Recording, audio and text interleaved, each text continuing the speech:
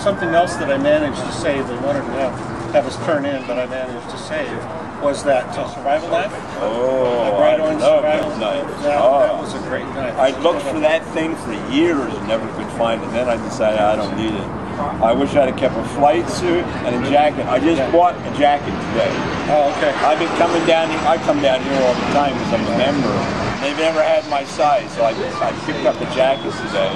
And I got a whole bunch of these patches. I'm going to put them all over my jacket, just as it was in '69.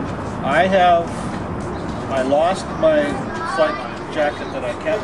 Yeah, I didn't. So I did get another one a number of years ago, and I did. I put the ABC patch, the name patch, the wings, and the qualified, the air defensive and qualified patch. Yep. And that stuff. And here, go to hell hat. Thailand. Or Aussie hat. That picture you took, these were probably brand new. Probably, yeah. They were just brand new. Well, yours is in great shape. Yours is in great shape. Well, his was hanging on a wall for a lot of years. Mine's been actually put away most of the Yeah, time. no, Ron hung his on a wall. After just shrunk up. Well, after I got out, I went. I recognize that, Pat. You've got that on your vest. Yeah. Ron, you've got that on your vest. That's right. You're a defensive man. Yes. And that's the 63rd. Yeah, this is the 63rd. Yeah. But my hat, I traveled all around the country and wore that hat. After I got out, I hitchhiked around. Oh, that's why you wore yours out, because I didn't wear mine. Mine is, but I've still got it. It's beat to heck. It don't fit anymore. And your gloves. Light gloves. You still use these today, too. Same one. If you got to a base, you can get another set. Those are good gloves. Yeah, they were good gloves. I guess I did some work on my car or something.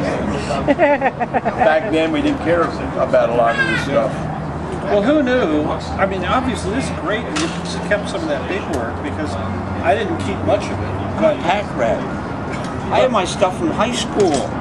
And now that I'm on Facebook with old high school friends, nostalgia's back in. Yeah. See, this stuff's back in again. All of a sudden, we go, oh, I'm going to die soon. I better want to reflect on my life.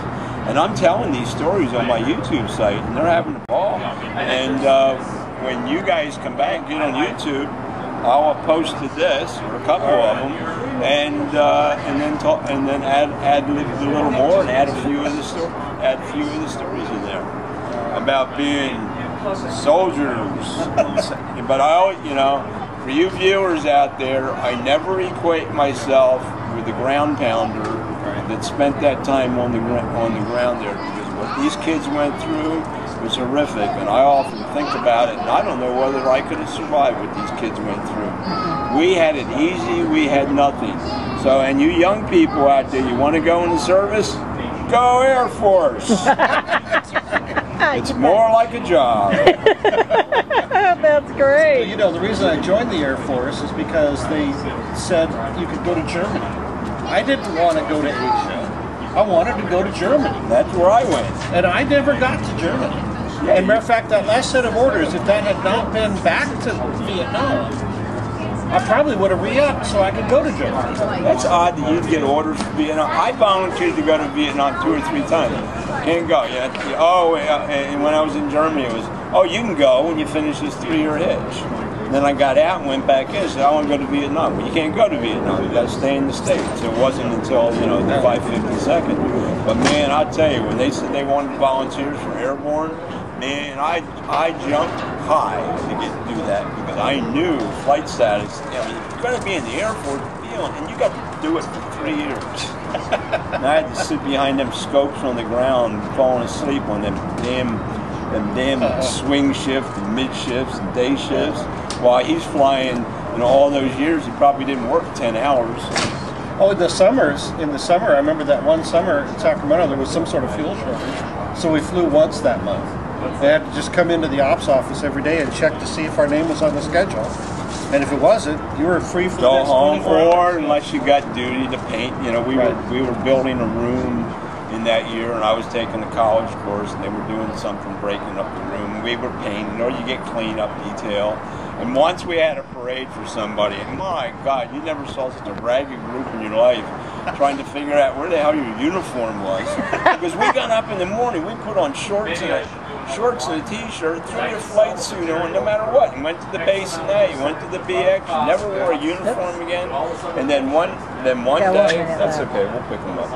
And then one day it's got a parade for somebody. Shine your shoes and all that, and then figure out, you know, we kind of like, we stood around, we did it, we walked around, and then we went home again, and anybody ever paid any attention to us. Well, I take a break? It says 1 minute left. Okay, well then we're going to wrap up our little scenario here. Gus And Ron. 40 years ago, we were comrades in arms, and now we're comrades in age. Yes.